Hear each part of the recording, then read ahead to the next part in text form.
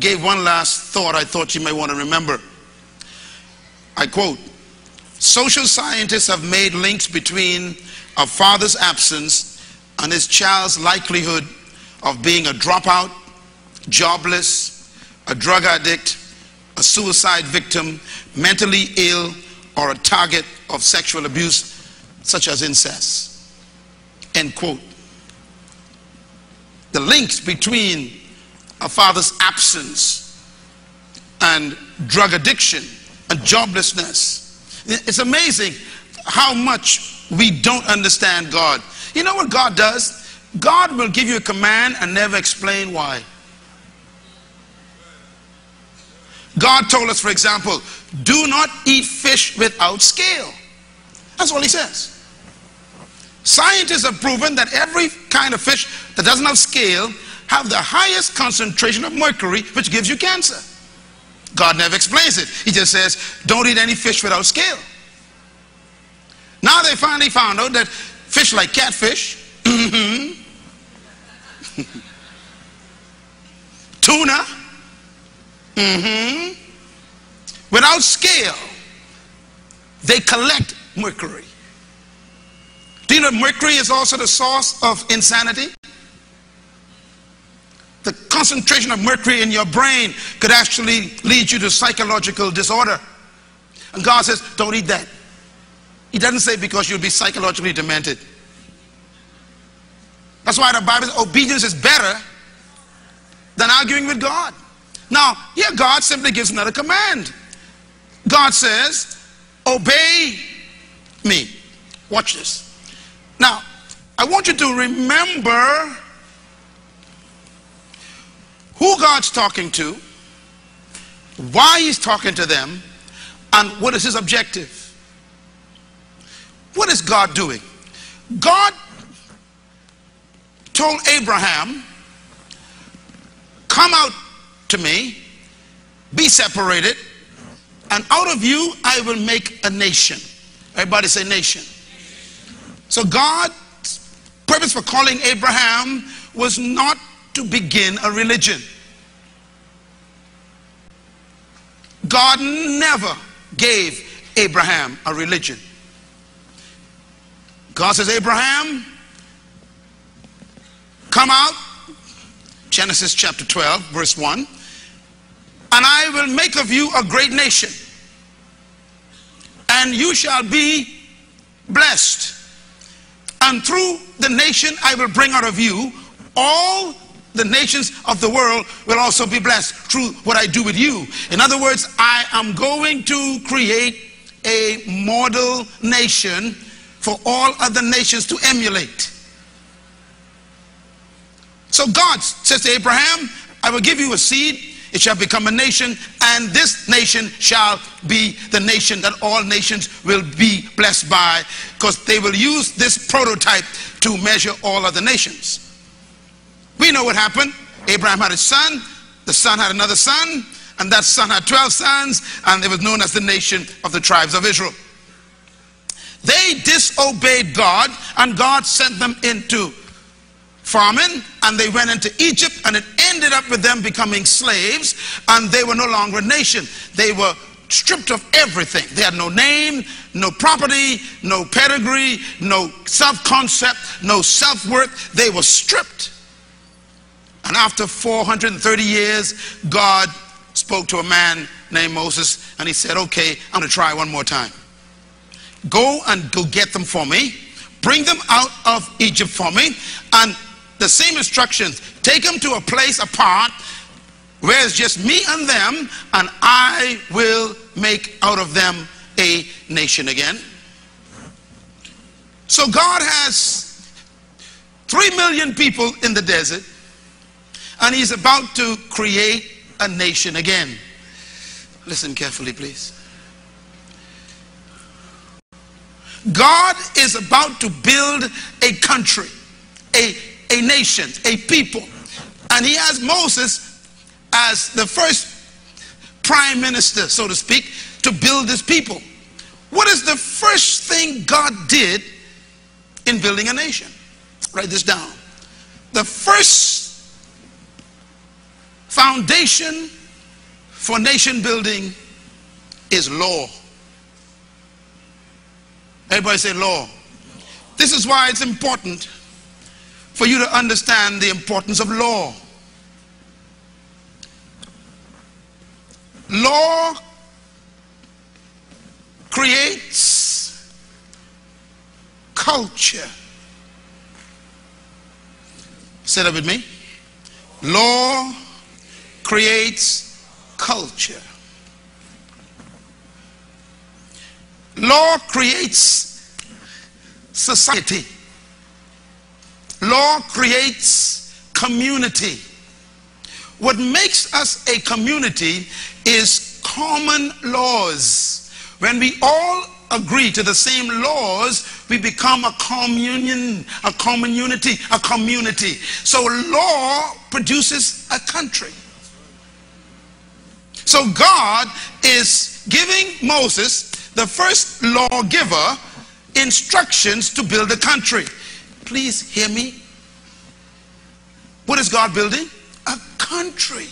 So what you're about to read is not instructions for a religion. It's for national development. And the first command God gave Moses is these 10 laws. I'm not going to read all of them, but I think I'll read the first one because that's very important. The first is always priority. God says, okay, the first law for this country is you shall have no other gods before me. In other words, a nation has to have a standard by which it measures right and wrong, good and bad, acceptable and unacceptable. There must be an ultimate authority. You begin with who is your God.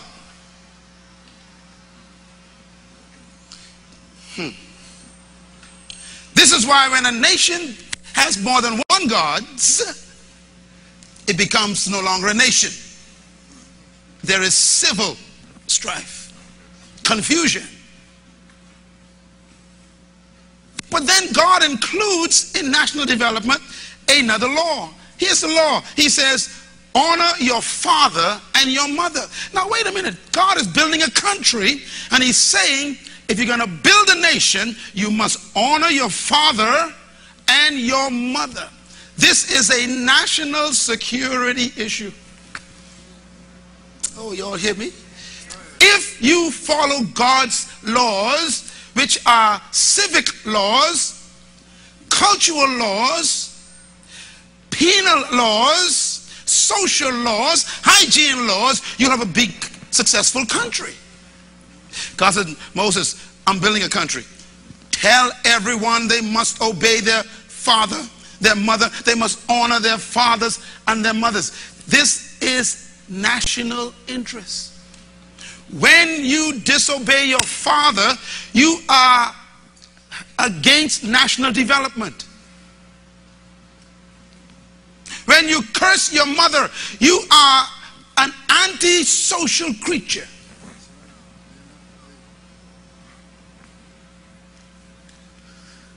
Honor your father and your mother. Why? So that you may live long in the land the Lord your God is giving you. Because look, I'm going to create a country. I'm going to give you property. I'm going to give you land to live in. But you got to make sure you obey and honor your father and your mother.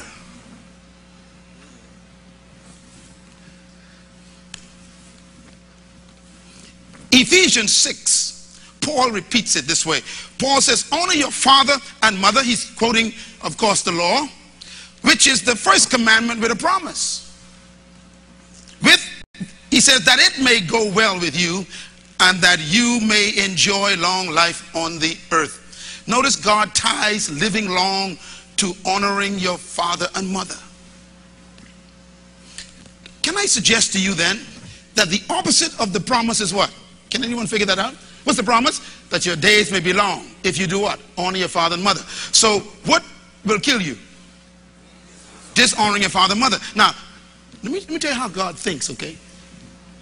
There are some things that God gives you as consequences. God would say, okay, if you do this, this would happen. If you do this, this would happen. It doesn't always include death. But this one, he said, it's better for you to be dead if you dishonor your father and mother. In other words, society will do better without you if you dishonor your father and your mother. You are a threat to the nation if you dishonor your father and mother. He says, I'd rather you be dead. Are you getting the point? I hope I shock you this morning, because we have not understood the national security involved in honoring your father and your mother. Write this down, important verse. Ephesians 6:13 says, children, now I wanted to bring this in quickly because there's some of you sitting there going, if you knew my father, you would never honor him. Well, I got some news for you. Listen carefully. The Bible distinguishes between a parent and a father and mother. Write it down, please. A parent is not normally equal to father and mother. They can be different. For example, some of you were brought up by your grandparent, but your father is still your father, and your mother is still your mother. Your grandmother could never be your mother, and your grandfather or your stepfather can never be your father. They can be your parent, but not your father. Everybody still with me? God is so smart. God never told us to love your father. He never says love your mother. He just simply says honor. Honor doesn't mean to love. Because some folks, the stuff they did or didn't do makes it hard for you to love them. He never told you to love them. He said honor your father, honor your mother. He didn't even say to obey your father, because your father may be doing things you shouldn't do. Everybody still here? He didn't say obey your mother, because your mother may be living a lifestyle that God disagrees with, or your father may ask you to do some things that are completely against God's will, and God said you got to disobey him. He never told you to obey your father. But watch what he says in Ephesians 6. He says, children, obey who? Your parents. Now, a parent is different from a biological mother and father. Matter of fact, no one knows that more than the Bahamians. 78% of the babies born in our hospital, they say, are to unwed mothers. This is a national security issue. This is a destruction of our country, because where there is no stable father in the house, you got yourself a criminal program producing criminals. Selah. Who's the parent? The parent, the word parent means to care for. It's from the word paternal, to care for, to give, to source, to nurture, to feed. And not just food, but emotional stability, instruction, relationship. It means discipline. It means giving that thing everything it needs to be sustained. That's parenting. And most of the time, you may be surprised, but fathers are not parents. Honor your father, but obey your parents. Hey boy, I'm your daddy. Go get me a pint of liquor. Go now to the store, get me one. And here you are, 20 years old. The word of God says, he that indulges in strong drink is not wise. The father, look, I just bought 2 kilos of Coke, and the guy at the corner is waiting for the money. You go take it, pick it up for me, and bring it back to me. I'm your daddy, son. What do you do? Is that a parent? Or is that just a father? Read the rest of the verse. Children, obey your parents. Where? In the Lord. That's the trick right there. Come here, son. Let's go to the club together. I'm going to teach you how to drink. Boy, you can't hold your beer. Swallow it. Why are you coughing on this cigarette? Be a man. Smoke it but cough it. Is this a father or a parent? Boy, you're 20 now. How many kids you got? Time for you to have a little boy, you know. All them girls, you gotta knock them up. Use them. Are you a father or a parent? There's a difference.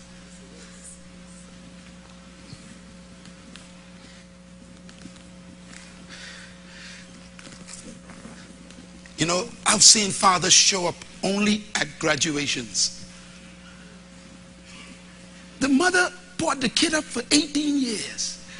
And on graduation day, he comes up with tie on, sitting down up front, and mad if they don't recognize him.